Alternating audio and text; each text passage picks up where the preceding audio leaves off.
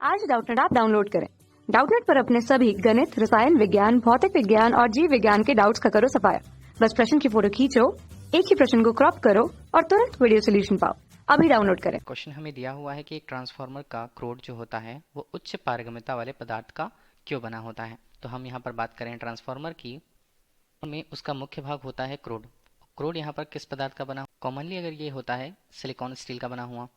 Silicon steel जो एक तरह से नर्म अलॉय होता है या नर्म मिश्र धातु होती है सिलिकॉन स्टील के रूप में, और साथ ही साथ हम यहाँ पर नर्म लोहे का भी उपयोग कर सकते हैं। तो देखिए यहाँ पर अगर ट्रांसफार्मर की बात की जा रही है जिसके क्रोड के लिए उसके जो पदार्थ होते हैं वो सिलिकॉन स्टील या नर्म लोहे के बने होते हैं। और ये पदार्थ क्या होते हैं? ये पदार्थ सारे के सारे पदार्थ उच्च पारगम्यता वाले हैं। तो उच्च पारगम्यता का मतलब क्या होता है? उच्च पारगम्यता का मतलब ये होता है कि आसानी से गुण को धारण करने का यहाँ पर गुण रखते हो। चुंबकीय गुण धारण करना इसका मतलब क्या है? देखिए अभी ट्रांसफार्मर है, चुंबकीय क्षेत्र वहाँ पर देखिए चुंबकीय फ्लक्स वहाँ पर उत्पन्न होते हैं, ठीक है। प्रेरण के कारण चुंबकीय फ्लक्स यहाँ पर उत्पन्न हुए। अब चुंबकीय फ्लक्स को एक स्थान से दूसरे स्थान जाने के लिए एक माध्यम हमारे पास मिलता है, वो क्रोड होता है, ठीक है। अब वो उच्च पारगम्यता वाले होने से होता ये है कि चुंबकीय फ्लक्स मतलब चुंबकीय बल रेखाओं को ही हम कहते हैं। रेखाएं आसानी से इन सिलिकॉन स्टील या नर्म लोहे के बने पदार्थ को आसानी से उनके परमाणुओं को चुंबकित कर सकती है या चुंबकित कर देती है। इस बीच पर अगर हम बात करें पूरे चुंबकीय बल रेखाओं का उपयोग यहाँ पर उन मूलभूत कणों को, मूलभूत कण हम कह सकते हैं या परमाणु कह सकते हैं, ठीक है, इस पदार्थ के परमाणुओं को चुंबकित करने में उपयोग होता है।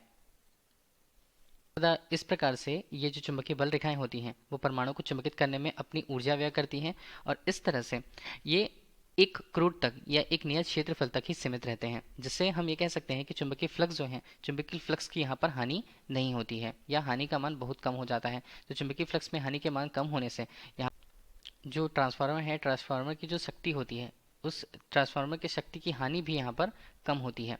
कम से कम यहाँ पर हम कह रहे हैं कि चुंबकीय बल रेखाएं जो होती हैं या चुंबकीय फ्लक्स होते हैं उनकी हानि या उनका लीकेज जो होता है, ठीक है, वो कम से कम हो, उससे जो ट्रांसफार्मर की शक्ति की हानि है वो भी उससे कम से कम होती है।